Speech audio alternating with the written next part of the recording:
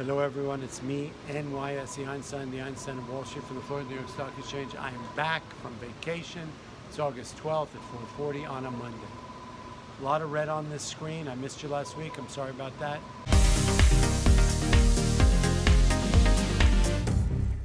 Plenty to say about last week, but I really think what's going on is we've got to follow through on the fears of what's going on with China. We've got the potential effects that it's going to have on large corporations. We've got sort of a sustained fear, negative, unknown, anxious mode going on amongst a lot of this trade and tariff problems.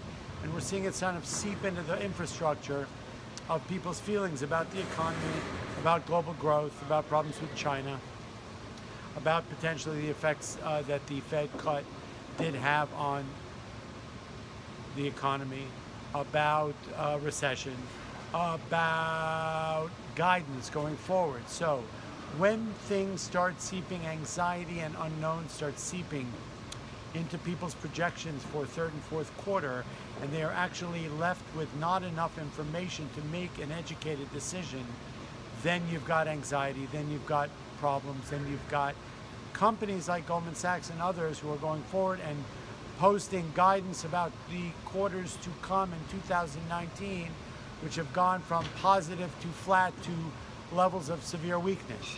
And that's what's causing this anxiety. So the longer we stay engaged with this negative narrative about unknowns about China, about the real effects of tariffs, who's actually paying them, not China, but us, how that affects corporate earnings, how that affects the economy per se, plus the significance of an interest rate cut where the market is at this point, then we start seeing cracking into the infrastructure. And that's what we're seeing. We saw it follow through from the week before into last week. Yes, we did see a huge sell-off in the early part of the week. Yes, we did see a rebound of 1,000 points for sure. But the follow-through on the sell side on Friday, followed by today's anxiety selling, almost closing at the lows, opening down and closing lower, down 400, Russell down 20, the S&P down 35. The only thing that was slightly green was oil. So we saw transports down 200, down significantly below 26,000, and the S&P significantly below 2,900. So we're seeing a big breakdown in the S&P and in the Dow and in stocks and in guidance going further and projections for third quarter, fourth quarter. So what we're seeing is a marinating pool of anxiety, fear, slowing global growth, and negative narrative. All that being said, it's not really something I can project into tomorrow.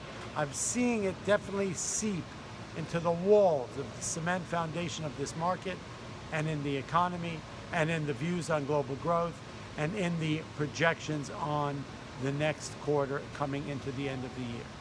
All that being said, it was a down day, volume light at the end of the day here.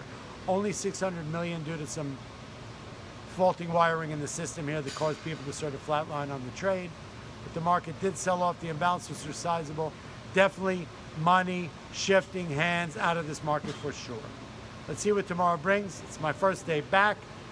The hair is short. I love you all. All that being said, it was a beautiful day to be back at work. See you guys tomorrow. NYSE Einstein, the Einstein of Wall Street from the floor of the Stock Exchange. I love you. I'll see you tomorrow.